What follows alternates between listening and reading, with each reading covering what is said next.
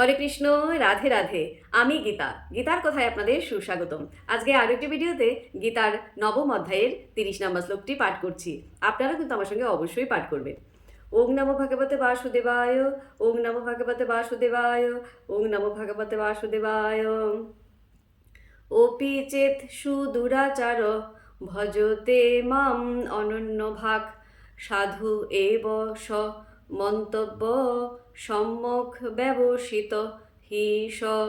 অনুবাদ: অতি দুরাচারী ব্যক্তিও যদি অনন্য ভক্তি সহকারে আমাকে ভজনা করেন তাকে সাধু বলে মনে করবে, কারণ তার দৃঢ় সংকল্পে তিনি যথার্থ মার্গে অবস্থিত। তো ভক্তগণ, এমনি করে প্রতিদিন একটি করে গীতা শ্লোক পাঠ করুন আর এই দুর্লভ মানবজনমকে ধন্য করুন। আর আমাকে কমেন্ট করেছেন তপন বারুই, রাধে রাধে। আপনাকেও রাধে রাধে। হরি বল।